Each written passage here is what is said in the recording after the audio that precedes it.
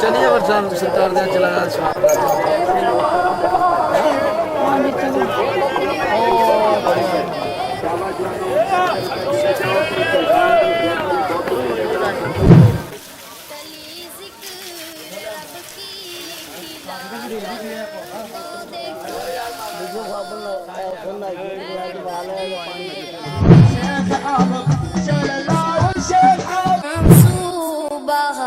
کر تو دیکھو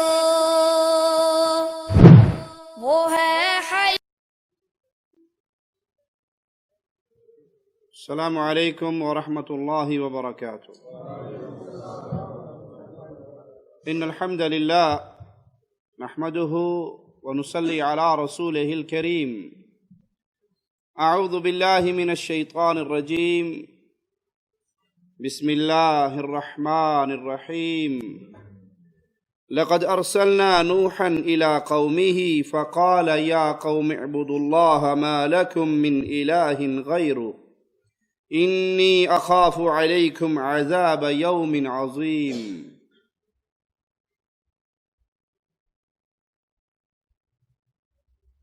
عقل مند مسلمان اور خاص طور پہ بر صغیر کا رہنے والا جب اپنی نگاہ کو دوڑاتا ہے تو اسے مسلمانوں کی اکثریت قبر پرستی کی لعنت میں گرفتار نظر آتی ہے. نام اسلام کا لے رہا ہے، منسوب اسلام کی طرف ہے، اور اسلام کی سچی دعوت توحید کو چھوڑ کر اپنے ماتھے کو، اپنی پیشانیوں کو اپنی عبادت کا مرکز مردوں کی قبروں کو بنا چکا ہے.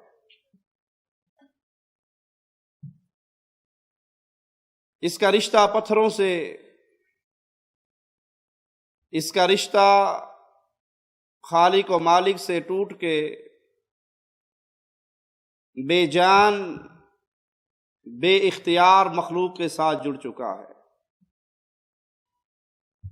اور اگر ہم اسلام کی خالص تعلیمات کی طرف نظر دوڑائیں تو دین اسلام توحید کا پیغام دیتا ہوا نظر آتا ہے. دین اسلام اللہ کی تنہا عبادت کا درس دیتا ہوا نظر آتا ہے. انسانوں کو غیر اللہ سے توڑ کر ایک اللہ سے جوڑتا ہوا نظر آتا ہے. یہ اسلام کا سچا پیغام ہے. یہ اسلام کی خالص وہ دعوت ہے جس کو میرے رب کی طرف سے بھیجے ہوئے ہر نبی نے دیا ہے. آئیے اللہ مالک کا فرمان سنتے ہیں. وما ارسلنا من قبلک من رسول الا نوحی الیہ انہ لا الہ الا انا فاعبدون. اللہ مالک فرماتا ہے وما ارسلنا من قبلک من رسول، ہم نے آپ سے پہلے جتنے بھی رسول بھیجے ہیں کوئی ایسا رسول نہیں بھیجا الا یہ کہ اس کی طرف ہم نے وحی کی کہ ایک اللہ کے علاوہ، میرے علاوہ کوئی معبود برحق نہیں، تم عبادت صرف اللہ کی کرو. اللہ کی عبادت کے علاوہ نہ کسی نبی کی، نہ کسی ولی کی، نہ کسی فرشتے کی، نہ کسی پتھر کی، نہ کسی صنم کی، کائنات میں کسی کی عبادت نہیں ہو سکتی. وہ عزت و شان و مقام و مرتبے میں کتنا ہی بلند کیوں نہ ہو، اسلام عبادت کا حق خالص خالق اور مالک کو دیتا ہے اور اس کی عبادت میں کسی اور کی شراکت کو برداشت نہیں کرتا. اسلام توحید الوہیت کا پیغام لے کر آیا ہے کہ الہ، معبود برحق، جس کے لیے سجدے، جس کے لیے نظر، نیاز، قربانی، ذبح، امید، بھروسے، ڈر، خوف، محبت، وہ خالص ایک اللہ کا حق ہے. اللہ کی عبادت کے کسی عمل کے اندر اللہ کی مخلوق میں سے کوئی شریک نہیں ہو سکتا۔ شیخ الاسلام ابن تیمیہ رحمہ اللہ فرماتے ہیں یقیناً الہ معبود وہی ہے جسے دل عبادت کے لیے، محبت اور عقیدت اور بزرگی کے لیے معبود بنائے، دل اس کی طرف جھکے، دل کے اندر پیار اور محبت اور عقیدت اور اس کی بڑائی کا سمندر ٹھاٹھے مارتا ہو۔ یہ حق صرف معبود برحق ایک اللہ کا ہے، اور اللہ کا یہ حق ہے کہ اس کی الوہیت میں اس کے ساتھ کسی کو شریک نہ کیا جائے، اللہ کے علاوہ کسی کی عبادت نہ کی جائے، نہ اللہ کے علاوہ کسی کو پکارا جائے، نہ اس کے علاوہ کسی کا خوف اپنے دل میں رکھا جائے۔ وہ تنہا مالک ہے جس نے ہمیں اپنی عبادت کے لیے پیدا کیا ہے۔ اللہ مالک فرماتا ہے وَمَا خَلَقْتُ الْجِنَّ وَالْإِنسَ، میں نے نہیں پیدا کیا جن اور انسان کو الا لیعبدون، جن اور انسان کی عبادت کا مقصد صرف ایک ہے کہ وہ اللہ کی عبادت کریں، اللہ کی عبادت میں کسی کو اس کا ساتھی اور ساجی اور شریک نہ بنائیں۔ قرآن حکیم کی ایک اور آیت پہ غور کرتے ہیں، سورۃ البقرہ ہے، آیت نمبر 21 اور 22۔ مالک فرماتا ہے یا ایھا الناس اعبدوا ربکم الذی خلقکم، اے انسانو عبادت کرو اس رب کی جس نے تمہیں پیدا کیا۔ خالق صرف اللہ ہے، اللہ کے علاوہ باقی سب مخلوق ہے، کوئی اور خالق نہیں۔ جب خالق اللہ ہے تو عبادت کا حقدار بھی اللہ ہے، جس نے تمہیں پیدا کیا۔ انسانوں اس کی عبادت کرو۔ والذین من قبلکم لعلکم تتقون، اس نے تمہیں بھی پیدا کیا، تم سے پہلوں کو بھی پیدا کیا، اس کی عبادت کرو۔ الذی جعل لکم الارض فراشا، اللہ عبادت کا حقدار ہے جو تمہارا خالق ہے اور جس نے زمین کا بچھونا تمہارے لیے بنایا۔ والسماء بناء، اس نے آسمان کی چھت تمہارے لیے تانی۔ وانزل من السماء ماء فاخرج به من الثمرات رزقا لكم، تمہیں پیدا کیا، زمین کے بچھونے کو بچھایا، اس فرش کو بچھایا، آسمان کی چھت تمہارے لیے سجائی، پھر آسمان سے پانی برسا کے اس زمین سے تمہارے لیے پھلوں کا رزق انگوری کو پیدا کیا۔ اللہ مالک عبادت کے اوپر دلائل دے رہا ہے، عبادت حق اس کا ہے جو تمہارا خالق، زمین کا خالق، آسمان کا خالق، آسمان سے بارش برسا کے زمین سے تمہارے لیے پھلوں کا رزق پیدا کرنے والا۔ فَلَا تَجْعَلُوا لِلَّهِ أَنْدَادًا، یہ ساری باتیں اپنے سامنے رکھو اور مالک کا حکم سنو۔ فَلَا تَجْعَلُوا لِلَّهِ أَنْدَادًا، اللہ کے ساتھ کسی کو شریک نہ بناؤ۔ آسمان بنانے میں اللہ کا کوئی شریک نہیں تھا، زمین بنانے میں اللہ کا کوئی شریک نہیں تھا، بارش برسانے میں اللہ کا کوئی شریک نہیں۔ یہ بارش کا قطرہ ایک بیل کی جڑ میں پہنچتا ہے تو اس پہ کریلے کی صورت میں سبزی اگتی ہے، یہی قطرہ ایک اور بیل کی جڑ میں پہنچتا ہے تو اس پہ انگور کا خوشہ میٹھا اگ آتا ہے۔ قطرہ ایک ہے، زمین ایک ہے، وہاں سے پھل مختلف نکل رہے ہیں، یہ نکالنے والا اللہ کے علاوہ کون ہو سکتا ہے؟ فَلَا تَجْعَلُوا لِلَّهِ أَنْدَادًا وَأَنْتُمْ تَعْلَمُونَ، یہ ساری نشانیاں تمہارے سامنے ہیں۔ اب مالک تم سے سوال کر رہا ہے، ڈیمانڈ کر رہا ہے، آرڈر کر رہا ہے، حکم دے رہا ہے، اس اللہ کے ساتھ، اس خالق و مالک اور رازق کے ساتھ کسی کو شریک نہ بناؤ۔ تم جانتے ہو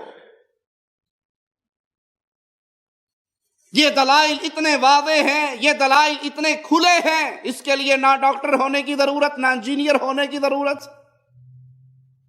ایک عقل سلیم رکھنے والا انسان ان نشانیوں پہ غور کرے تو اسے اللہ کی عبادت کا حق سمجھ آ سکتا ہے۔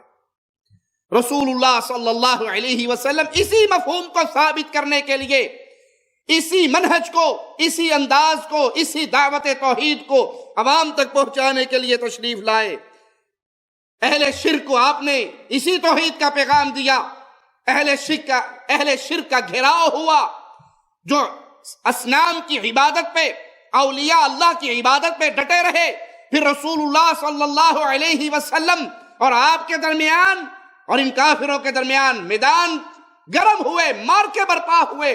اس مارکے کے پیچھے اصل بات کیا تھی؟ قولوا لا الہ الا اللہ۔ پیارے حبیب محمد الرسول اللہ صلی اللہ علیہ وسلم، آپ نے کفار مکہ کے ساتھ نہ بدر، نہ احد، نہ خیبر، نہ خندق، کوئی ایسی جنگ نہیں کی، نہ یہودیوں سے نہ مکے کے قریشیوں سے جس کی بنیاد ایک اللہ کی عبادت کا پیغام نہ ہو۔ وہ جنگیں نہ سیاسی تھی، نہ ملکی تھی، نہ کرسیوں کی تھی، نہ مفادات کی تھی۔ اس جنگ کے پیچھے ایک ہی کہانی تھی، قولوا لا الہ الا اللہ، کلمہ پڑھ کے ہمارے بھائی بن جاؤ، اور اگر کلمہ نہیں پڑھتے تو اللہ کی شریعت اسلام وہ پیغام ہے جو قیامت تک کے لیے آیا ہے، اس کے راستے میں جو رکاوٹ آئے گی اس رکاوٹ کی گردن کو کاٹ دیا جائے گا۔ پیارے حبیب محمد الرسول اللہ صلی اللہ علیہ وسلم یہی درس دیتے رہے، اور اسلام نے قیامت تک آنے والے لوگوں کو کھل کے یہ پیغام دیا، یہ شرک اکبر وہ جرم ہے جس کو اللہ مالک نے کبھی معاف نہیں کرنا۔ قیامت کے دن اس کی کوئی معافی نہیں۔ ہاں، اس دنیا میں توبہ کر لے، قبر پہ سجدے کرنے والا توبہ کر لے، قبروں کا طواف کرنے والا توبہ کر لے، مردوں کو پکارنے والا توبہ کر لے، غیر اللہ کو داتا و مشکل کشا سمجھنے والا توبہ کر لے، اللہ معاف کر دے گا۔ لیکن اگر کوئی حالت شرک میں مر جائے، کفر بواہ پہ مر جائے، شرک اکبر پہ مر جائے، اب قیامت کے دن قطعاً اس کے لیے کوئی معافی کا سوال نہیں۔ آئیے اللہ مالک کا فرمان سنتے ہیں، سورۃ النساء آیت نمبر 48 ہے۔ مالک فرماتا ہے ان اللہ لا یغفر ان یشرک بہ، اللہ مالک بے شک اس بات کو کبھی معاف نہیں کرے گا کہ اس کے ساتھ شریک بنایا جائے، وَيَغْفِرُ مَا دُونَ ذَلِكَ لِمَنْ يَشَاءُ۔ یہ شرک اکبر وہ وحید جرم ہے، وہ اکیلا جرم ہے جس کی معافی کا کوئی تصور نہیں، اس کے علاوہ اللہ جس کے لیے چاہے جو چاہے معاف کر۔ زمین و آسمان کا خلا گناہوں سے بھرا ہوا ہوگا، اللہ مالک کے دربار میں انسان آئے گا اس شرط کے ساتھ کہ اس گناہوں کے انبار میں شرک اکبر نہ ہو۔ مالک فرماتا ہے آدم کے بیٹے میں سارے گناہوں کو معاف کر دوں گا، ان گناہوں والی زمین کو اپنی رحمت سے نیکیوں میں تبدیل کر کے تیرے حوالے کر دوں گا، ولا ابالی، مجھے پرواہ بھی نہیں ہوگی۔ ایک گناہگار آئے گا جس کی دور تک جہاں تک نظر جاتی ہے 70 رجسٹر پھیلے ہوئے گناہوں کے، اور ایک چھوٹی سی پرچی جس پہ لا الہ الا اللہ کا اقرار ہوگا۔ اس پرچی کو جب اس کے گناہوں کے ساتھ تولا جائے گا، مالک کی رحمت سے وہ گناہ سارے ہلکے ہو جائیں گے، لا الہ الا اللہ بھاری ہو جائے گا۔ شرک معاف نہیں ہونا۔ ہو سکتا ہے کوئی بھائی ہمارے دروس میں آ کے اس کے ذہن میں شیطان یہ بات ڈالے کہ جی شرک شرک شرک، ہمیشہ ایک ہی بات۔ ارے بھائی، یہ جرم ایسا ہے جس کی معافی کا کوئی تصور نہیں۔ جب کینسر کا مرض پھیل رہا ہو پھر سر درد کی گولیاں نہیں دی جاتی۔ امت کو قبر پرستی کا کینسر لگ چکا ہے، گلی گلی کے اندر بابا، گلی گلی کے اندر پیر، گلی گلی کے اندر بزرگوں کی ڈھیریے بنائی ہوئی، کوئی کسی کو داتا سمجھ رہا، کوئی کسی کو مشکل کشا سمجھ رہا، کوئی کسی کو حاجت روا سمجھ رہا، کوئی کسی کو کرنی بھرنی دھرنی والا سمجھ رہا۔ وہ سمجھتے ہیں پیر بابا بس یہ راضی رہے تو سارا کچھ مسئلے حل۔ حالانکہ اس پیر کو جس کو مشکل کشا سمجھتے ہیں، حقیقت میں وہ پیر مشکل کشا نہیں ہوتا، زندہ مرید مشکل کشا ہوتا ہے۔ پیر تو فقیر ہے بیچارہ، پیر کو پیسے کون دیتا ہے؟ پیر کو سالانے نذرانے ماہانے کون دیتا ہے؟ اور مرید نہ دے، پیر اس مرید کے گھر دوبارہ آئے گا؟ پیر تو خود محتاج ہے مرید کے چندوں کا، وہ خود مشکل کشا کیسے بن گیا؟ وہ تو مشکل میں پھنسا ہوا ہے، اس کی جیب ڈھیلی ہوتی ہے تو وہ گیڑا مارتا ہے بیچارہ، نکلتا ہے 6 مہینے کی گاڑی کے لیے، آج اس گاؤں میں، کل اس گاؤں میں، کل اس گاؤں میں، کہیں سے پیسے مل گئے، کہیں سے مرغا مل گیا، کہیں سے بکرا مل گیا، کہیں سے کچھ مل گیا۔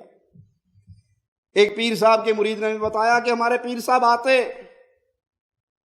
اب پیر مرید کے گھر روٹی کھائے تو ایک ہی بندہ کھائے گا نا، تو وہ مریدوں کا اگر کہتا ماں بھوک کوئی نہیں، تھال کھین کے آیا تو بالا واسطے پا چھڈو، مجھے بھوک نہیں ہے، یہ تھال یہ ٹرے میرے بچوں کے لیے بھر کے دے دو، میں کھاؤں گا تو اکیلا کھاؤں گا، ٹرے بھر کے جائے گی تو ماشاءاللہ ٹبر کھائے گا۔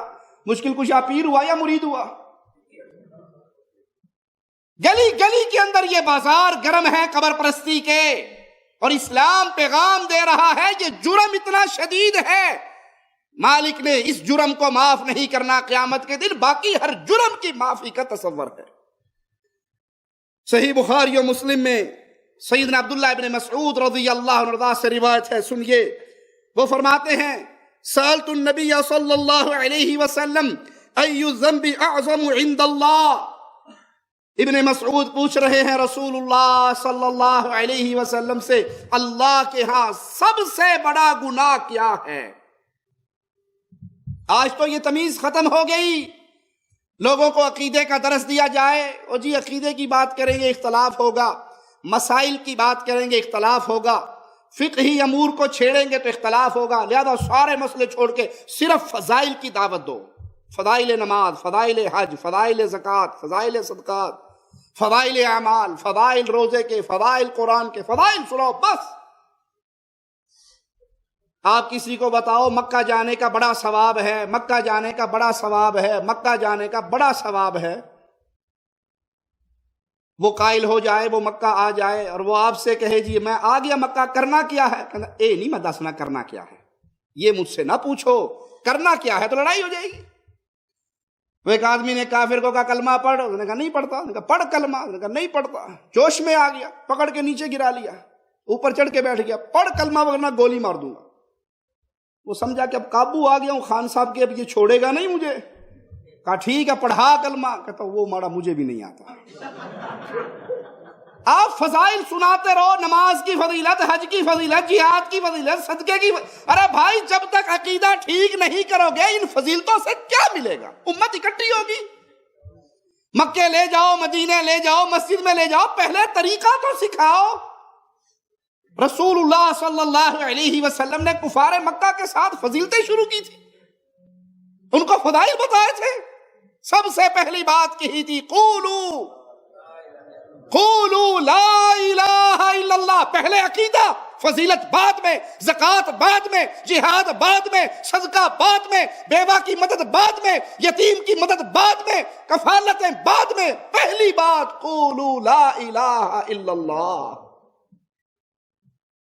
ابن مسعود رضی اللہ عنہ وارضاہ پوچھتے ہیں آمنہ کے لال فاطمہ کے بابا محمد رسول اللہ صلی اللہ علیہ وسلم سے سب سے بڑا گناہ کیا ہے؟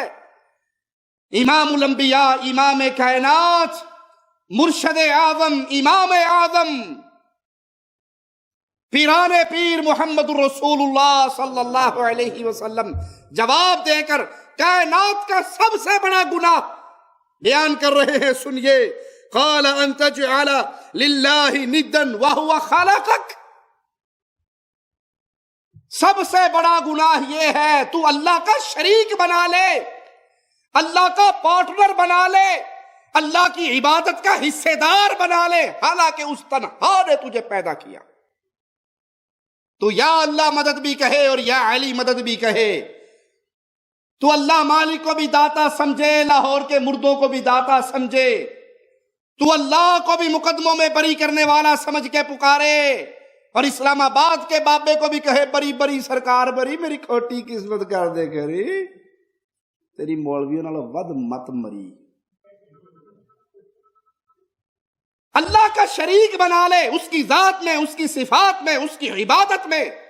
ایک سجدہ اللہ کے لیے نماز میں ہوا تو دوسرا سجدہ سبز جھنڈی کو، کالی جھنڈی کو، حسین کی دلدل کو دیکھ کے اس کے گھٹنوں میں بھی ہو جائے، تو نے اللہ کا شریک بنایا، یہ گناہوں میں سب سے بڑا گناہ ہے۔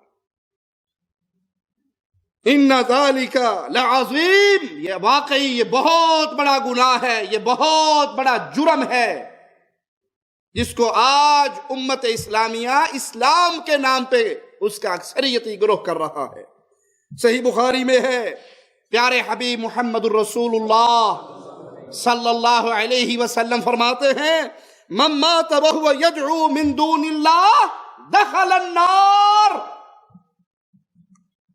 من ماتا، جو مر جائے اس حال میں کہ وہ پکارتا ہو اللہ کے علاوہ کسی اور کو، شہباز کرے پرواز جانے راز دلاں دے، وہ لال شہباز کو پکارتا ہو، وہ بابا بری سرکار کو پکارتا ہو، وہ پیر جیلانی کو پکارتا ہو، وہ سیدنا علی کو پکارتا ہو، وہ پیارے حبیب کے پیارے نواسوں سیدنا حسن حسین رضوان اللہ علیہ مجمعین کو پکارتا ہو، وہ خاتون جنت سیدہ فاطمہ الزہرا کو پکارتا ہو رضی اللہ تعالی عنہا، وہ غیر اللہ کو پکارتے پکارتے مر جائے، امام کائنات امام اعظم حسنین کے نانا فرما رہے ہیں دخل النار، وہ سیدھا جہنم میں جائے۔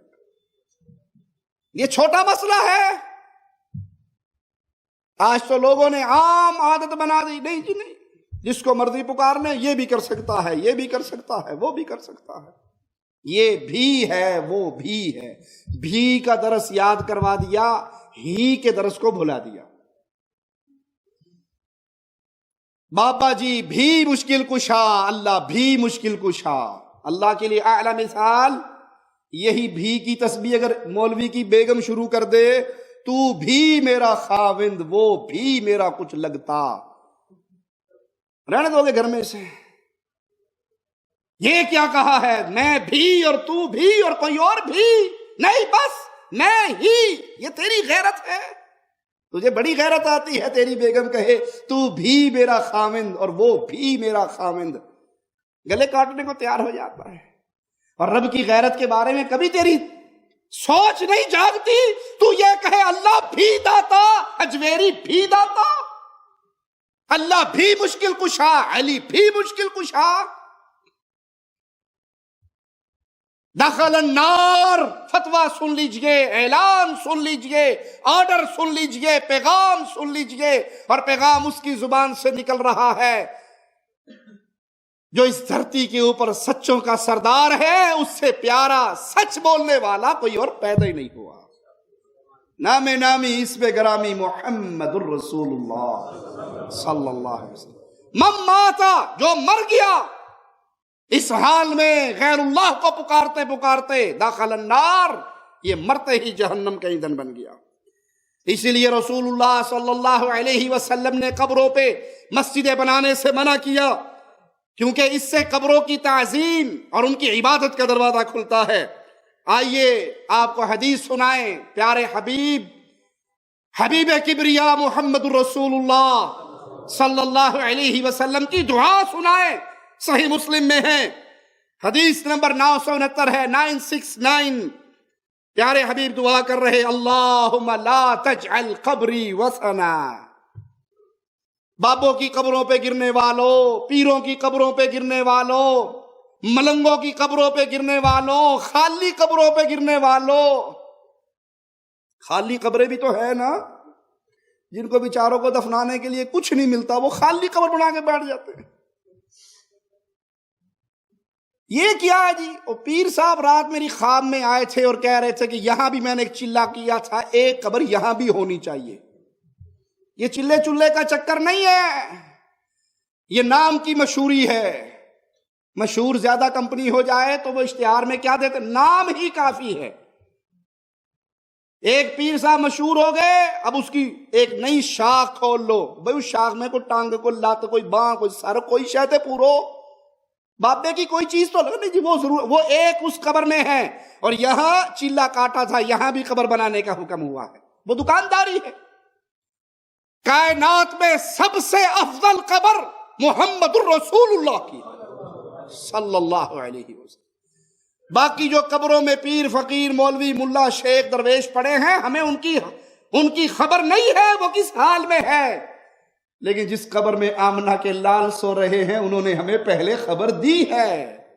اللہ نے اس زمین پہ حرام کر دیا ہے یہ انبیاء کے جسموں کو چھو، ان کو تکلیف، ان کو تبدیل نہیں کر سکتی۔ جھوٹ کہتے ہیں وہ، الزام لگاتے ہیں اہل الحدیث پہ، اہل السنہ پہ، موحدین پہ۔ اجی یہ کہتے ہیں نبی صلی اللہ علیہ وسلم قبر میں گئے، مٹی میں مل کے مٹی ہو گئے، نعوذ باللہ ثم نعوذ باللہ۔ یہ بہتان ہے، افترا ہے، جھوٹ ہے، ہم اس جھوٹ سے بری ہیں۔ پیارے نبی جس طرح اس قبر مبارک میں دفن ہوئے تھے اسی طرح آرام فرما رہے۔ آپ اپنی قبر میں آخرت کی اخروی زندگی کے ساتھ زندہ ہے، دنیاوی زندگی کے ساتھ آپ کو دنیا کا شعور نہیں، دنیا والوں کو آپ کا شعور نہیں۔ آپ کی وہ قبر میرے رب کی طرف سے جنت کا باغ بن چکا ہے۔ پیارے نبی کی قبر سے افضل کسی کی قبر نہیں۔ اور نبی دعا کر رہے ہیں، صحیح مسلم حدیث نمبر 969، اللہم لا تجعل قبری وثنا، اللہ میری قبر کو عبادت گاہ نہ بنا دینا، پوجا پاٹ کا مرکز نہ بنا دینا کہ لوگ میری آ کے عبادتیں کریں۔ پیروں کی قبروں پہ سجدہ کرنے والوں، کیا نبی کی قبر پہ سجدہ ہو سکتا ہے؟ بابوں کی قبروں کا طواف کرنے والوں، کیا نبی کریم صلی اللہ علیہ وسلم کی قبر کا طواف ہو سکتا ہے؟ بزرگوں کی قبروں پہ کالے دھاگے باندھنے والوں، تالے مار کے آنے والوں، جالیوں سے یہاں کچھ ہو سکتا ہے؟ اللہ نے اپنے حبیب کی دعا کو قبول فرما لیا۔ یہاں آتے ہیں دور کھڑے ہو کے روتے ہیں، تیری خیر ہوئے پیرے دوارا روجے دی جالی چوم لین دے۔ دور کھڑے کھڑے روتے ہیں بیچارے۔ تھوڑے سے آگے ہونے کی کوشش کرتے ہیں تو موحدین کی جماعت سوٹے لے کے کھڑی ہے، پہلے سمجھاتی ہے کہ شرک ہے، پیچھے ہٹ جا، پیچھے ہٹ جا۔ وہ جب نہیں پیچھے ہٹتے تو پھر ڈنڈا سمجھاتا ہے۔ وہ کہتے ہیں کہ بی بی چومنے لگی، اس کو 1 دفعہ روکا، 2 دفعہ روکا، تیسری بار آگے آئی تو وہاں جو ذمہ دار نہیں کھڑی تھی اس نے ڈنڈا مارا۔ کہتے حال یو نبی پاک کا وہابیاں دے اڑے کے آیا پی ہیں، وہابیوں نے تجھے قابو کر لیا، ہمیں تو جالی بھی نہیں چومنے دیتے۔ ارے وہابیوں نے قابو نہیں کیا، اللہ نے دعا قبول کی ہے۔ میرے پیارے حبیب امام الانبیاء، امام کائنات، فدا ہو ابی و امی، میرے ماں باپ قربان ہو جائیں میرے مصطفیٰ پہ صلی اللہ علیہ وسلم، دعا کر کے گئے، اللہم لا تجعل قبری وثنا، اللہ میری قبر کو عبادت گاہ نہ بنا دینا، پوجا پاٹ کا مرکز نہ بنا دینا کہ لوگ میری پوجا کریں۔ صحابہ کرام نے یہ درس سیکھا، امام کائنات امام الانبیاء محمد الرسول اللہ صلی اللہ علیہ وسلم نے اس درس کو یاد رکھا۔ نہ قبر کے اندر کوئی برکت، کوئی شفا، کوئی کرامت، نہ پتھروں کے اندر کوئی نفع نقصان کی قوت۔ ہمارے ہاں تو پیروں کی عبادت بہت بڑی بات ہے، پتھروں کی عبادت ہوتی ہے۔ کوئی یاقوت پہنا ہوا، کوئی فیروزہ پہنا ہوا، کوئی زمرد پہنا ہوا، یہ کیا جی، یہ فلانی بیماری کے لیے، یہ فلانی بیماری کے لیے، یہ فلانی بیماری۔ 5 انگلیاں 5 پتھروں سے بھری ہوئی ہیں۔ میں نے کہا شکر ہے اللہ نے 5 ہی دی ہیں، اگر کوئی اور زیادہ ہوتی تو اس پہ بھی چڑھا لیتے۔ کیوں جی؟ فلاں بیماری کے لیے یہ پتھر، فلاں بیماری کے لیے یہ پتھر، فلاں بیماری کے لیے یہ پتھر۔ اور صحابہ کرام نے پیارے حبیب کے درس کیسے یاد رکھا؟ فاروق اعظم رضی اللہ عنہ کا یہ موقف سنیے، صحیح مسلم حدیث نمبر 1270۔ سیدنا عمر حجر اسود کو بوسہ دینے کے لیے آئے۔ حجر اسود کائنات کے پتھروں میں افضل ترین پتھر۔ فاروق اعظم چومنے لگے۔ امت کو درس کیا دے رہے؟ لوگوں کو قیامت تک آنے والوں کو پتھروں کی پوجا پاٹ والوں کے عقیدوں کو پاش پاش کیسے کر رہے؟ واللہ انی لأقبلک وانی اعلم انک حجر، اللہ کی قسم میں تجھے چومنے لگا ہوں اور میں جانتا ہوں تو پتھر ہے۔ میں تجھے چومنے لگا ہوں لیکن میں جانتا ہوں تو کیا ہے؟ پتھر ہے۔ وَإِنَّكَ لَا تَضُرُّ وَلَا تَنْفَعُ، تیرے ہاتھ میں کوئی نفع اور نقصان۔ اپنے ہاتھوں سے، انگلیوں سے انگوٹھیوں کو اتار کے پھینک دو۔ ہاتھوں پہ بندھے ہوئے امام ضامن کے تعویذ کو توڑ دو، گلے میں پڑے ہوئے کالے سیاہ دھاگوں کو کاٹ دو۔ اگر اللہ تمہاری مدد کرنا چاہے پتھر دھاگے روک سکتے؟ اللہ تمہیں مصیبت میں مبتلا کرنا چاہے یہ کوئی فائدہ دے سکتے؟ پھر اس خالق مالک زندہ کو چھوڑ کے پتھروں پہ امیدیں لگاتے ہو۔ میں جانتا ہوں تجھے چوم تو رہا ہوں، جانتا ہوں پتھر ہے، نفع نقصان تیرے ہاتھ میں نہیں، چومتا اس لیے ہوں کہ فاطمہ کے بابا نے تجھے چوما تھا صلی اللہ علیہ وسلم۔ سیدنا علی اپنے ایک ساتھی کو حکم دیتے ہیں، سنیے سیدنا علی کا فرمان سنیے، شیر خدا کا پیغام سنیے، سیدنا علی سے محبت کرنے کے دعوے دار بھی سنیں۔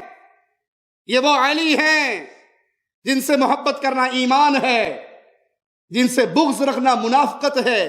وہ توحید کا درس دیتے ہوئے کیا فرماتے ہیں؟ الا ابعثک علی ما بعثنی رسول اللہ صلی اللہ علیہ وسلم، میں تجھے اس کام کے لیے نہ بھیجوں جس کام کے لیے مجھے محمد نے بھیجا تھا صلی اللہ علیہ وسلم۔ میں تجھے وہ ذمہ داری نہ دوں جو ذمہ داری مجھے امام الانبیاء نے دی۔ کہا ضرور بتائیے وہ کیا پیغام ہے؟ آپ نے فرمایا جو تصویر مورتی بت نظر آئے مسح کر دو، جو اونچی قبر آئے زمین سے ملا دو۔ پکی قبریں بنانے والوں، قبروں پہ قبے بنانے والوں، اس پہ کمرے بنا کے طواف کرنے والوں، میلے لگانے والوں، سرکسیں لگانے والوں، یہ شیر خدا ہے، یہ حسنین کا بابا ہے، یہ فاطمہ کا شوہر ہے، یہ رسول کا چچیرا بھائی ہے، یہ پیارے نبی کا پیارا داماد ہے۔ اور فرما رہے ہیں اپنے داماد کو، مجھے میرے سسر، میرے نبی، میرے آقا محمد الرسول اللہ صلی اللہ علیہ وسلم نے ایک ڈیوٹی دی تھی، تجھے بھی وہ دوں، مجھے ایک کام بھیجا تھا تجھے بھی بھیجوں، ہر مورتی کو توڑ دے، ہر قبر کو زمین سے ملا دے۔ یہ پیغام مصطفیٰ ہے، یہ پیغام علی ہے، یہ پیغام اہل بیت ہے، یہ مذہب اہل بیت ہے۔ اہل بیت شرک پھیلانے کے لیے نہیں، شرک کو مٹانے کے لیے اس دنیا کے اندر جب تک زندہ رہے، شرک کو مٹانے کے لیے زندہ رہے۔ آئیے دیکھیں آج امت اسلامیہ اس تیزی سے قبر پرستی کے فتنے میں مبتلا ہو گئی، اس کے اسباب کیا ہیں؟ ایک قبر بنتی ہے، کچھ سالوں کے بعد کچھ فاصلے پہ ایک اور قبر بن جاتی ہے، ایک میلہ ختم نہیں ہوتا اگلا میلہ شروع ہو جاتا ہے، جنتریے اور ڈائریے چھپتی ہیں، سال کے ہر دن میں ایک دن میں 5 4 میلے لگتے ہیں۔ قبر پرستی کا کاروبار ایسا پروفیٹیبل کاروبار ہے، نہ اس کی مشینری خراب ہو، نہ خسارہ ہو، نہ گھاٹا ہو، نہ چندے میں کمی آئے، 2 4 مریدوں کی جیبیں بھر دو اور وہ جھوٹی کرامتیں بیان کرنا شروع کر دے، ایک دفعہ جس کو مرضی دفنا دو اور بڑا سارا بورڈ لگا دو بابا جی کا۔ ایک بابا جی کا بورڈ ہم نے دیکھا، پیر حضرت بابا پیپسی والی سرکار، اس غریب دا بکالا نہیں چلیا تے نے پیپسی دے ناں تے قبر بنا لی، اب پتہ نہیں اندر پیپسی کی گاڑی دفن ہے یا بابا دفن ہے۔ کاروبار چل رہا، دکانداری ہے، نوٹ آ رہے ہیں، عرس لگ رہا ہے، میلے چل رہے ہیں، جھولیاں بھری جا رہی ہیں، مال بھی مل رہا ہے، بدکاری بھی مل رہی ہے، منشیات بھی فروش ہو رہی ہے، بدکاری کا اڈا بھی چل رہا۔ امت کے اندر یہ بیماری، یہ کینسر، یہ قبر پرستی کا عذاب، یہ لعنت کیسے پھیل گیا؟ اس کے اسباب میں سے سب سے پہلا سبب، اور یہ سبب اصل بنیادی سبب ہے، حقیقت سے لا علمی، دین سے دوری۔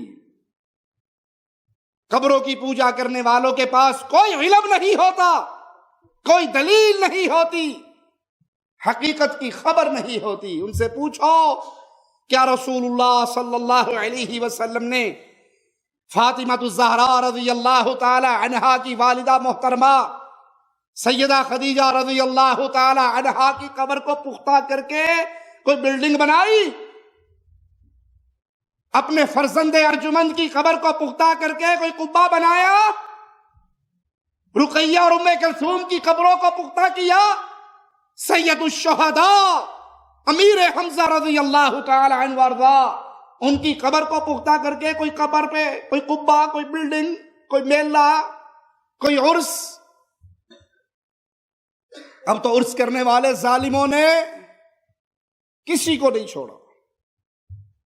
پچھلے دنوں ایک عرس کو دیکھنے کا موقع ملا.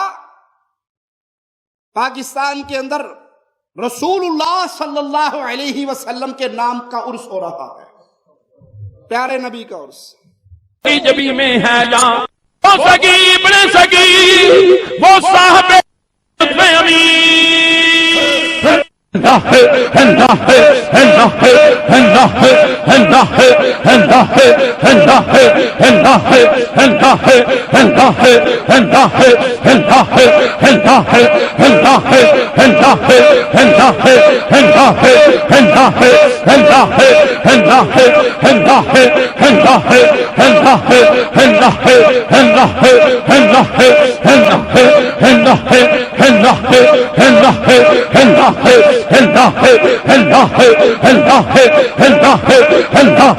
اس نے کہا جب کمائی کرنی ہے تو چھوٹی موٹی ہاتھ مارنے کا فائدہ ہی کوئی نہیں، ڈائریکٹ رسول اللہ صلی اللہ علیہ وسلم کے نام پہ فراڈ کرو. کوئی سیدنا حسن کا عرس، کوئی سیدنا حسین کا عرس، کہیں پیر و فقیر کا عرس. حقیقت سے لا علم، شریعت سے دور، قرآن سے دور، اسلام سے دور، توحید سے دور، دلائل سے دور. ارے یہ تو بڑی بات کہہ دی، انہیں نماز کی رکعات کا علم نہیں ہوتا. ایک ملنگ سے پوچھا نماز پڑھتے ہو؟ جی پڑھتے ہیں. فجر کی کتنی رکعات ہیں؟ ادھر پھر آپ یہاں پر کیوں آئے ہیں؟ ادھر بھی حج ہو جاتا ہے، ادھر شفا ملتی ہے، ہم لوگوں کو شفا ملتی ہے. ادھر ہم لوگوں کا حج برابر ہی ہے. ہم لوگوں کے قیدے کرے نے صاف نے، اسی حج برابر سمجھنے آئے. اچھا بابا جی آپ نماز پڑھتے ہیں؟ پانچ وقت نماز پڑھی دی ہے، پھر نماز نو قائم بھی کری دا ہے. نہیں نماز پڑھتے ہیں مسجد میں؟ بسم اللہ پڑھتے ہیں 5 وقت کی. 5 وقت کی. زور کی کتنی رکعت ہوتی ہیں؟ جی زور کی کتنی رکعت ہیں؟ زور کی کتنی رکعت ہے؟ 5. زور کی 5 رکعت ہے نا؟ زور کی 5. تو ہمیں یہ بتائیں گے کہ جو ہے اس غریب نے پڑھی ہو تو اسے پتا ہو فجر کی کتنی رکھتے ہیں. 2 رکعت والی کو 3 رکعت بنا دیتے ہیں، 4 والی کو 6 بنا دیتے ہیں، پتہ ہی نہیں ہے. ان کا دین یہی ہے، ان کا عقیدہ یہی ہے. آئیے اس سبب کو اپنے سامنے رکھیں.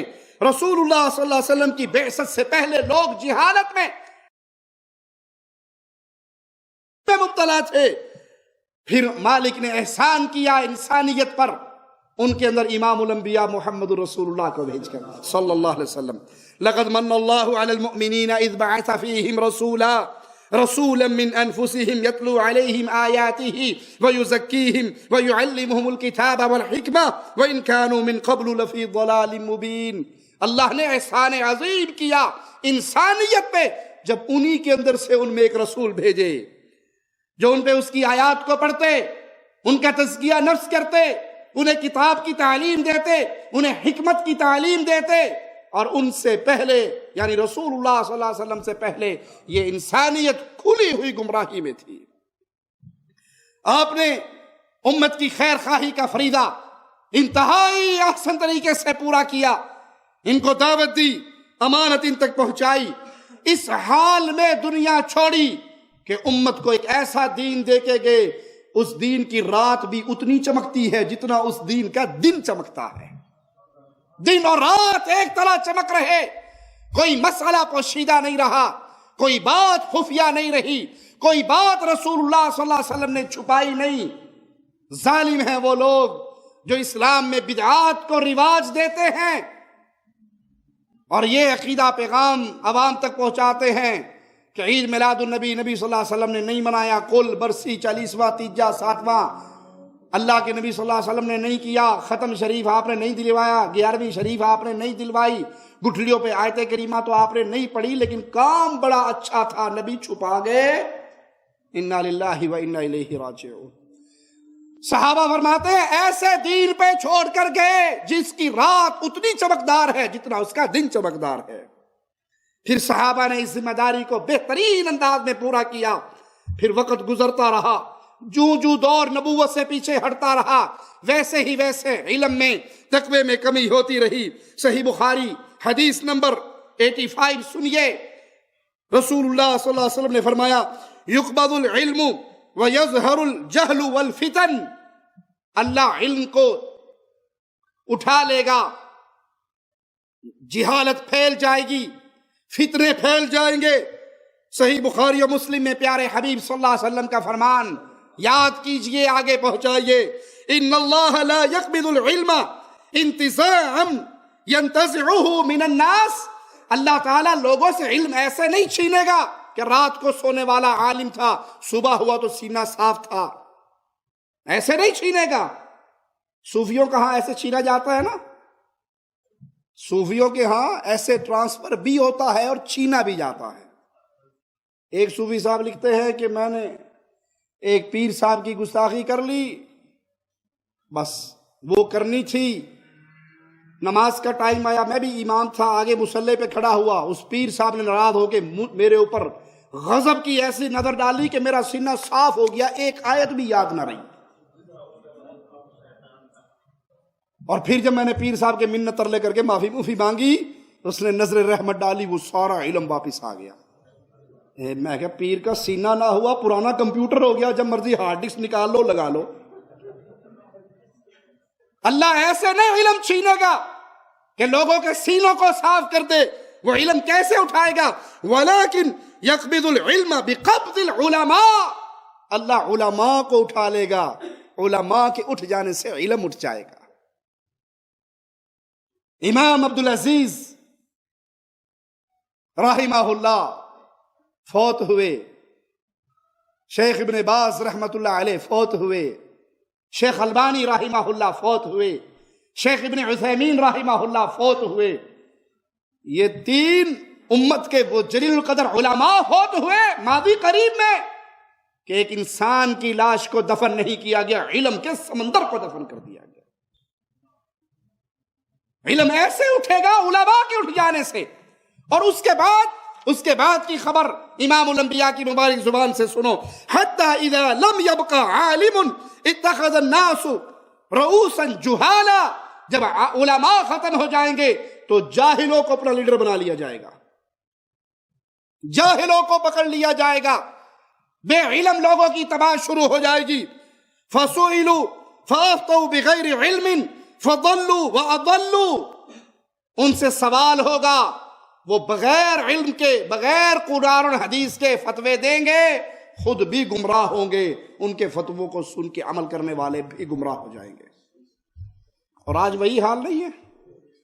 کسی سے پوچھو جی مجھے قرآن حدیث کا تو پتہ نہیں، لیکن میرا خیال ہے کہ یوں ہوگا. بھائی یہ دال چاول آٹا نہیں ہے کہ اپنی رائے دے دو، اتنے کی کلو نہیں تو اتنے کی کلو ہوگی. یہ اسلام ہے، یہ شریعت ہے، یہ محمد الرسول اللہ کا مبارک دین ہے، یہ آپ کی پہنچائی ہوئی شریعت ہے. اس کے اندر بغیر علم کے زبان نہ کھولیے. پتہ ہے تو بولیے، نہیں پتا تو بہترین جواب واللہ اعلم، اللہ ہی جانتا ہے.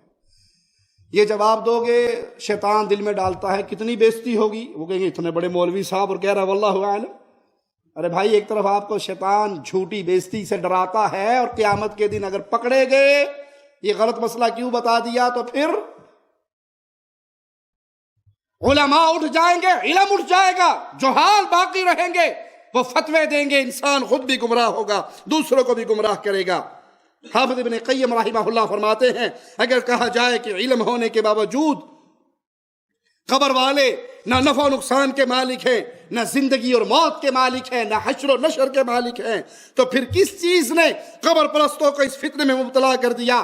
تو جواب میں کہا جائے گا کہ ان کو اس فتنے میں مبتلا کرنے والی کئی چیزیں ہیں، جن میں اس حقیقت سے لا علمی بھی ہے جس کے لیے اللہ مالک نے انبیاء کو بھی بھیجا اور کتابوں کو بھی نازل کیا.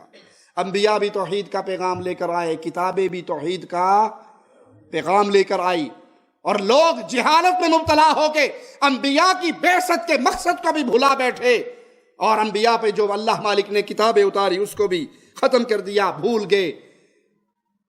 اور علماء سو کا برا ہو جنہوں نے عوام کے ہاتھ سے کتابوں کو چھین لیا، قرآن اور حدیث کو چھین لیا، اپنے مولویوں کی لکھی ہوئی کتابیں دے دی۔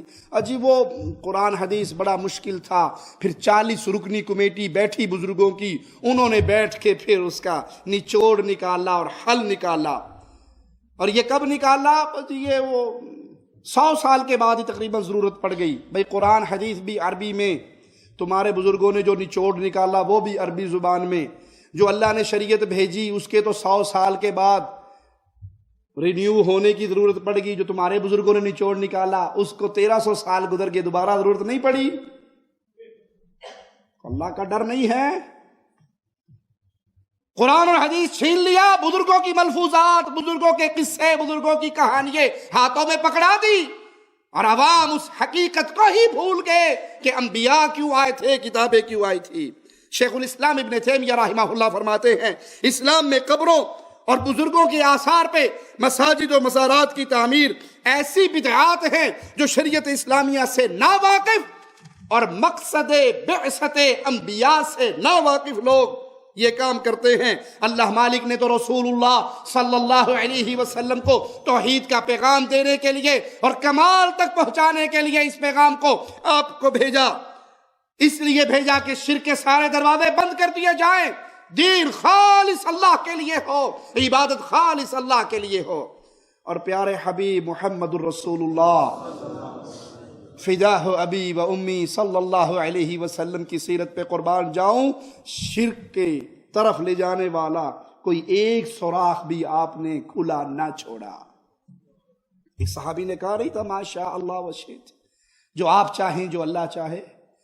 پیارے حبیب علیہ السلام نے فوراً کہا یہ نہ کہو، یہ نہ کہو اجعلتنی للہ ندا، تو نے مجھے اللہ کا شریک بنا دیا، بلکہ یہ کہو قل ما شاء اللہ وحدہ، یہ کہو جو تنہا اللہ چاہے وہ ہوتا ہے، اللہ نہ چاہے کائنات مل کے چاہے کچھ ہو سکتا۔ یہ مقصد تھا بعثت انبیاء کا کہ لوگوں کو توحید کا درس دیا جائے، جس کو جہالت کی بنیاد پہ لوگوں نے بھلا دیا۔ اسی لیے جو شخص توحید اور دین سے جتنا ناواقف ہوتا ہے اتنا وہ شرک کی دلدل کے اندر گرا ہوا ہوتا ہے۔ آپ یہ بڑے بڑے پیروں فقیروں کو دیکھ لیں، یوٹیوب پہ ان کے کلپ سن لیں۔ ایک پیر صاحب سے انٹرویو کیا گیا، وہ بہت بڑا پہنچی ہوئی سرکار، بنگالی بابا، شیرازی بابا، عامل بابا۔ اس سے کہا جی وہ آپ کو چاروں قل یاد ہیں جو گھر کے اندر بچوں کو یاد ہوتے ہیں، 5-5 سال کے بچوں کو ماں باپ یاد کروا دیتے ہیں، 4-4 سال کے بچوں کو۔ انہوں نے کہا جی سوری مجھے نہیں یاد ہے، ہاں میں تعویذ دیتا ہوں، یا ودود کا وظیفہ بتاتا ہوں، دنیا کے سارے اڑے ہوئے کام پورے ہو جاتے ہیں۔ انہوں نے کہا جی یا ودود کا ترجمہ کیا ہے؟ میں تجھے کہا نہیں ہے الٹے سیدھے سوال نہ کر، مجھ سے 2 ٹائم کی روٹی لگی، کیوں تنگ کرنا ہے؟ یار اب میری بات سنیں، روٹی بھی تو کمانی ہے نا بھائی۔ تو چاروں کل آپ کو خود آتے ہیں؟ سوری۔ اسی دوران اطلاع ملی کہ عامل ایم اے شیرازی اپنے اڈے پر واپس پہنچ گیا ہے۔ رب نواز اور ایم اے شیرازی کی حالت ہمیں دیکھتے ہی ایسے تھی گویا کاٹو تو بدن میں لہو نہیں۔ تو بیسیکلی کیا کام ہے یہ آپ کا؟ بس اللہ کر کے دینے جو آتا ہے جادو ٹونا۔ اچھا، علم نجوم جادو ٹونا ہوتا ہے؟ علم نجوم ہور ہوتا ہے، جادو ٹونا ہور ہوتا ہے۔ آپ کیا کرتے ہیں؟ بس اللہ کر کے دے دیتے جو آتا ہے۔ یہ دسو کہ تسی کتنا پڑھے لکھے ہو؟ میں نہیں پڑھا لکھا۔ بیٹے پانی پلاؤ، بیٹے پانی پلاؤ۔ یا ودودو کا کیا مطلب ہے؟ ہاں جی، یا ودودو کا کیا؟ یا ودودو پڑھو اتنی دفعہ۔ اس کا کیا مطلب ہے یا ودودو کا؟ ہاں جی، میں تمہیں کیا کہ تاری مہربانی جانتا، مہربانی۔ جعلی عاملوں کی مختلف اقسام اور ذاتیں ہیں، ان کی اکثریت نسل در نسل اسی پیشے سے منسلک ہے۔ روحانیت اور نوری علم کے نام پر مکروہ دھندا کرنے والے ان جعل سازوں کا مذہب سے دور کا بھی واسطہ نہیں۔ شہر میں جگہ جگہ عاملوں کے ڈیرے، جہال اور قوم کے رہبر اور رہنما اور عامل اور بابے اور بزرگ اور بڑے بڑے القابات لگا کے بیٹھ کے حقیقت میں جو جتنا شرک کی وادی میں گرتا ہے وہ اتنا ہی بڑا جاہل ہوتا ہے، اور جتنی جہالت زیادہ ہوتی ہے شرک اتنا ہی غالب آتا ہے۔ علم ہوگا توحید ہوگی شرک بھاگ جائے گا، اور جہاں علم نہیں ہوگا جہالت ہوگی تو وہاں شرک کی اندھیریاں ہی چلیں گی۔ اسی لیے شرک کے اندر ڈوبے ہوئے لوگوں کی اکثریت جو حال، جاہل، کم علم، ان پڑھ، اجڑ، گوار، وہ آپ کو نظر آئیں گے۔ دوسرا بڑا سبب جھوٹی روایات کا قوم اور معاشرے کے اندر مشہور ہو جانا، لوگوں کا تحقیق کا ذوق تو پہلے ہی مٹ گیا. کیا حدیث میں آیا، کیا قرآن میں آیا جی، بس 2 رکعت نماز، اندھیرا جو حال امام کا وہی میرا، اللہ اکبر. بزرگوں نے فرمایا جی، بزرگوں نے فرمایا. حضرت جی کہتے ہیں یوں کرنا چاہیے. وہ حضرت جی کہاں سے بولتے ہیں؟ عجیب، ہم بڑی پہنچی سرکاریں، گستاخی نہ کیا کریں آپ پوچھ کے کہاں سے بولتے ہیں. کہیں نہ کہیں تو ہوگا، کس خندق میں دفن ہوگا. جھوٹی روایتیں لوگوں میں مشہور، من گھڑت روایتیں لوگوں میں مشہور ہو گئی. فتنہ عبادت قبور میں لوگوں کے مبتلا ہونے کا دوسرا بڑا سبب رسول اللہ صلی اللہ علیہ وسلم کی طرف ایسی روایات منسوب کر دی گئی جس روایات کو احادیث رسول کہنا جرم ہے مشہور وہ حدیث رسول کے نام پہ موضوع من گھڑت روایات. ان روایات میں سے ایک روایت سنیے، اذا اعیتکم الامور فعلیکم باصحاب القبور. نعوذ باللہ ثم نعوذ باللہ، من گھڑت جھوٹی روایت ہے جس کو حدیث رسول بیان کر کے کہہ کر بیان کیا جاتا ہے کہ اللہ کے نبی صلی اللہ علیہ وسلم نے فرمایا جب تمہیں کوئی مشکل پھنس جائے، مشکل میں آ جاؤ تو قبر والوں کی طرف رجوع کرو. آپ تو اپنے صحابی سے کہہ کر گئے کہ تیرے پاؤں کا تسمہ بھی جوتے کا ٹوٹ جائے تو بھی اللہ سے مانگ. آسانی میں اللہ کو یاد رکھ، مشکل میں اللہ تجھے یاد رکھے. اس نبی کو کہتے ہو. نعوذ باللہ، اس نبی نے لوگوں کو کہا کہ قبر والوں کے ساتھ رجوع کیا کرو جب بھی کسی مصیبت میں پھنس جاؤ. مشہور ہے حدیث کے نام پہ. یہ من گھڑت جھوٹی کہانی. اسی لیے رسول اللہ صلی اللہ علیہ وسلم نے فرمایا تھا امت کے آخری دور میں ایسے لوگ، ایسے کذاب پیدا ہوں گے جو روایات پڑھ پڑھ کے گھڑ گھڑ کے تمہیں سنائیں گے جس کو تمہارے آباء و اجداد نے نہیں سنا ہوگا. امام ابن تیمیہ رحمہ اللہ فرماتے ہیں یہ روایت بے اتفاق ماہرین حدیث محدثین گھڑی ہوئی ہے. حافظ ابن قیم رحمہ اللہ فرماتے ہیں یہ روایت جھوٹی ہے، من گھڑت ہے. اسی طرح کی ایک اور روایت ہے، لو احسن احدکم ظنہ بحجر نفعہ. اگر کوئی پتھر کے ساتھ بھی حسن ظن کا معاملہ کر لے کہ اس پتھر سے مجھے یہ فائدہ ہوگا تو اس پتھر سے اسے فائدہ ہو جائے گا. یہ قصہ ہے، یہ من گھڑت ہے. شیخ الاسلام ابن تیمیہ نے اسے موضوع قرار دیا، جھوٹی من گھڑت قرار دیا. حافظ ابن حجر رحمہ اللہ نے اسے بے اصل قرار دیا. ابن قیم رحمہ اللہ نے اسے من گھڑت قرار دیا. لوگوں کے اندر مشہور ہے جی آپ عقیدہ ہونا چاہیے، بس پتھر پہ بھی عقیدہ رکھ لو. ارے بھائی دینے والا کون ہے؟ تم پتھر کے اوپر امیدیں رکھو گے تب بھی اللہ دے گا، اللہ پہ امید رکھو گے تب بھی. ایک طرف غیر اللہ سے نیت جوڑی، جھولی تمہاری پھر بھی اللہ نہیں بھری، غیر اللہ نے نہیں بھری، لیکن تم شرک کی وادی میں گر گئے. اور اگر تم اللہ پہ امیدیں رکھو گے جھولی پھر بھی تمہاری اللہ بھرے گا، لیکن توحید تو باقی رہے گی.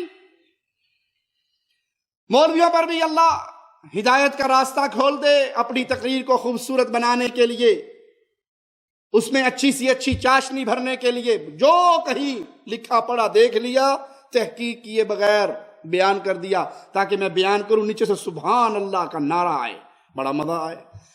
اب وہ صحیح ہے یا ضعیف ہے، یہ جھوٹی ہے یا من گھڑت ہے، اس کی طرف توجہ ختم ہو گئی. الا من رحم ربی. مولانا طارق جمیل صاحب ایک روایت بیان کرتے ہیں، کہتے ہیں جب رسول اللہ صلی اللہ علیہ وسلم کی وفات میں 1 ہفتہ باقی رہ گیا تو صحابہ کرام آئے، سیدنا عبداللہ ابن مسعود آئے اور آ کر اللہ کے نبی صلی اللہ علیہ وسلم کے پاس بیٹھے. آپ نے اپنے اصحاب کو دیکھا تو آپ کی آنکھوں میں آنسو آ گئے اور کہا میں تمہیں اللہ کے حوالے کرتا ہوں. سیدنا ابن مسعود نے فرمایا اے اللہ کے نبی یہ تو الوداعی گفتگو لگ رہی ہے، لگتا ہے اب آپ ہم سے جدا ہونے والے ہیں. آپ ہمیں اپنے کفن دفن غسل کے بارے میں حکم جاری فرمائیں. فرمایا میرا غسل میرے اہل بیت دیں گے. کہا کفن کون دے گا؟ کہا کفن بھی میرے اہل بیت دیں گے. کہا جنازہ کون پڑھائے گا؟ کہا جب غسل اور کفن سے فارغ ہو جاؤ تو حجرہ عائشہ میں سے تم سارے نکل جانا، مجھے اکیلے یہیں پر چھوڑ دینا، سب سے پہلے میرا جنازہ اللہ پڑھے گا. جب آپ کے جانے میں 1 ہفتہ باقی تھا دنیا سے تو صحابہ آئے، عرض کی یا رسول اللہ، تو آپ نے ان کو دیکھا تو آپ کی آنکھوں میں آنسو آ گئے. تو آپ نے کہا میں تمہیں اللہ کے سپرد کرتا ہوں، اللہ تمہارا ساتھی ہوں. تو عبداللہ بن مسعود نے پوچھا کہ یا رسول اللہ یہ تو باتیں رخصتی کی ہیں کہ جیسے جانے کا وقت قریب آ چکا ہے، تو آپ کو غسل کون دے گا؟ کہا میرے اہل بیت مجھے غسل دے.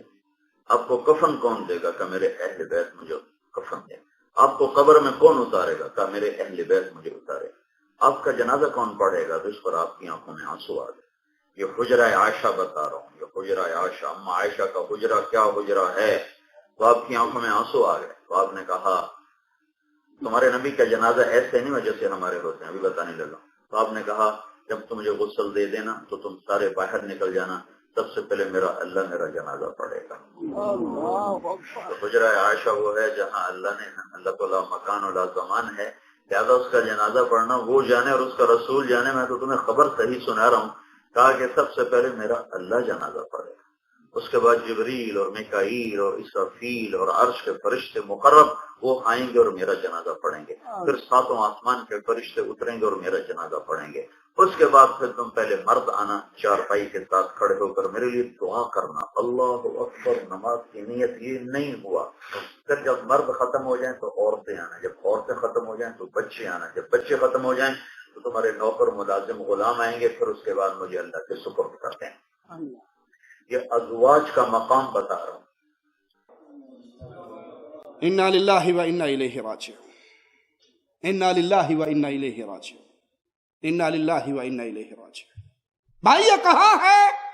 اس کی حقیقت کیا ہے؟ اس کی اصل کیا ہے؟ یہ من گھڑت جھوٹی روایت ہے. لا حول ولا قوة الا باللہ. انا للہ و انا الیہ راجعون. پھر اس کے بعد فرشتے پڑھیں گے، پھر اس کے بعد صحابہ تم آنا، پھر عورتیں آئیں گی، پھر بچے آئیں گے. کیا یہ رسول اللہ صلی اللہ علیہ وسلم کا فرمان ہے یا آپ کی طرف منسوب جھوٹ اور من گھڑت ہے جو لوگوں نے تلاش کی آپ کے ذمہ لگا دیا؟ ایک اور روایت سناتے ہیں کہ اللہ تعالیٰ نے کائنات کی تخلیق سے 1000 سال پہلے سورۃ یاسین کی تلاوت کی، اور اس میں کیا ہے؟ انک لمن المرسلین. انک قریب کو کہا جاتا ہے جو سامنے کھڑا ہو.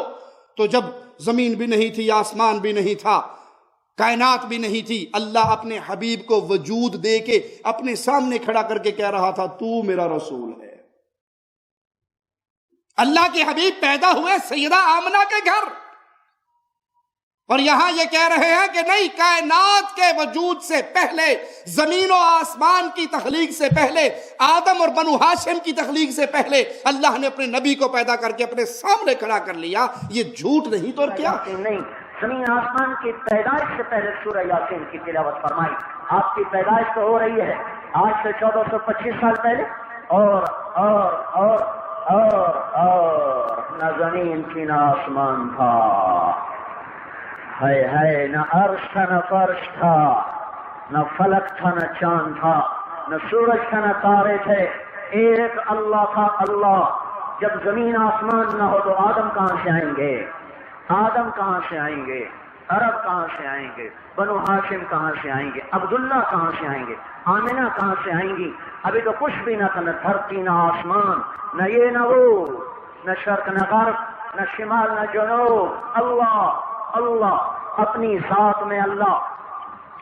زمین آسمان کے پیدائش سے 1000 سال پہلے اللہ نے کہا یاسین والقرآن الحکیم انک لمن المرسلین. مجھے قسم ہے قرآن حکیم کی، اے میرے محبوب تو میرا رسول ہے. کاف انکا کاف کا لفظ بولا جاتا ہے جب اگلا سامنے بیٹھا ہو. تو کا مطلب ہے کسی سامنے سے بات ہو رہی ہے. وہ کا مطلب ہے کسی غائب کے بارے میں بات ہو رہی ہے. تو اللہ کہہ رہا ہے انکا آپ، اے میرے محبوب آپ، اے میرے محبوب تو. یہ من گھڑت قصہ نہیں، من گھڑت روایت نہیں تو اور کیا ہے؟ مشرکین نے، قبر پرستوں نے، غیر اللہ کی عبادت کرنے والوں نے ایسی روایات تلاشی اور عوام کے اندر مشہور کر دی جو اسلام کی ضد ہے، جو توحید کی ضد ہے، جو عقیدہ صحیحہ کی ضد ہے. لوگوں میں پھیلا دی. کہیں پتھروں پہ امیدیں لگا دی، کہیں قبر والوں سے امیدیں جوڑ دی. حالانکہ رسول اللہ صلی اللہ علیہ وسلم کو اللہ نے قبر پرستوں، پتھر پرستوں کی طرف تو بھیجا تھا. ابو جہل پتھر پرست نہیں تھا، صنم پرست نہیں تھا. آج یہ روایتیں گھڑ کے آپ قوم کو سنا دیں کہ پتھر سے بھی امیدیں لگا لو تو فائدہ ہوتا ہے. آپ آئے ہی پتھر کے پجاریوں کو صنم پرستی سے ہٹا کر اللہ کی عبادت کی طرف منہ موڑنے کے لیے. لوگوں نے اس کو اپنی خواہشات پوری کرنے کے لیے عوام میں مشہور کیا، توحید کو مٹانے کے لیے، شرک کو پھیلانے کے لیے. یہ घिनौनी साजिश है लोगों की। अल्लाह के लिए शरीयत इस्लामिया तुमसे डिमांड करती है, तहकीक के दामन को कभी ना छोड़ो, इस दीन का इल्म हासिल करो, कुरान का इल्म हासिल करो, अहदीस रसूल सल्लल्लाहु अलैहि वसल्लम का इल्म हासिल करो, अपनी औलाद को कुरान और हदीस का इल्म सिखाओ। तुम मर के दुनिया छोड़ जाओगे, अगर तुम्हारे बच्चों ने कुरान और हदीस का इल्म सीखा होगा, तुम्हारे मरने के बाद तुम्हारे लिए दुआएं करते रहेंगे। तुम्हारे मरने के बाद दीन इस्लाम की जितनी खिदमत करेंगे वो अपने आप तुम्हारे अकाउंट में ट्रांसफर होता रहेगा। आज अपनी आखिरत के लिए कुछ करो, आज अल्लाह की वहदानियत के लिए गौर और फिक्र करो, इस तहरीक को आम करने के लिए अपनी हर सलाहियत को इस्तेमाल में ले आओ। अल्लाह से दुआ है, अल्लाह हमारे गुनाहों को माफ़ फरमाए, अल्लाह हमारी खताओं को माफ़ फरमाए, अल्लाह हमें जिंदा रखे, ईमान पे रखे, तौहीद का अकीदा तौहीद का, ला इलाहा इल्लल्लाह के पैगाम का खादिम बना के रखे। जब तक जिंदा रहें हमारी जान, हमारा माल, हमारी सलाहियतें, हमारा एक एक लम्हा खालिक और मालिक की इबादत में गुजरे। प्यारे भाइयों, यहाँ पे ये जुमला याद रखना, आप दुनिया का कोई काम भी करें उसको सीरत मुहम्मदुर रसूलुल्लाह के मुताबिक करें तो आपका वो अमल आपके लिए क़यामत के दिन बाइसे अजर व सवाब होगा। सैयदा ज़ैनब का बड़ा अजीब जुमला है, वो सुना के अपनी बात खत्म करता हूँ। फरमाती हैं, बेहतरीन इबादत वो है जो बिस्तर पे की जाए, गद्दे पे की जाए, बेहतरीन इबादत। क्या ख्याल है जब इंसान सोने के लिए बिस्तर पे जाता है तो वहां वो तरावीहें पढ़ता है? वो बेहतरीन इबादत क्या है जो बिस्तर पे हो रही? कहा सोने से पहले वजू करके बिस्तर पे चले जाओ। सोने से पहले वजू करके, कितना मिनट लगता है वजू करने में? 2 मिनट 3 मिनट। वजू करके बिस्तर पे चले जाओ। तुम वजू करके बिस्तर पे जाओगे, सोने के अज़कार पढ़ के लेटोगे, अल्लाह एक फरिश्ता भेजेगा जो तुम्हारे बिस्तर में तुम्हारे साथ रात गुजारेगा, शैतान को करीब आने नहीं देगा। और रात को जब जब तुम करवटें बदलोगे, हर करवट पे तुम्हारे लिए गुनाहों की माफ़ी का सवाल करता रहेगा। और ऐसी हालत में अगर आँख खुल जाए और ज़ुबान से निकले ला इलाहा इल्लल्लाहु वहदहु ला शरीका लहु लहुल मुल्कु व लहुल हम्दु व हुवा अला कुल्लि शैइन क़दीर, ये पढ़ के अल्लाह से जो सवाल करोगे अल्लाह अता कर देगा। माना ये कि अपनी जिंदगी के हर लम्हे को ढालो इमामुल अंबिया, इमाम कायनात, इमाम आदम, मुर्शद आदम मुहम्मदुर रसूलुल्लाह सल्लल्लाहु अलैहि वसल्लम की शरीयत के मुताबिक, तो हर अमल क़यामत के दिन अजर व सवाब के पलड़े में होगा। अल्लाह से दुआ है, अल्लाह हमारे गुनाहों को माफ़ फरमाए, हमारी ख़ताओं को माफ़ फरमाए, हमें ज़िंदा रखे, ईमान पे रखे, तौहीद पे रखे, मौत दे तो इस हाल में दे, अल्लाह हमसे राज़ी हो, हम अपने अल्लाह से राज़ी हों। अक़ूलु क़ौली हाज़ा वस्तग़फ़िरुल्लाह ली व लकुम व लिसाइरिल मुस्लिमीन फस्तग़फ़िरूहु इन्नहु हुवल गफ़ूरुर रहीम।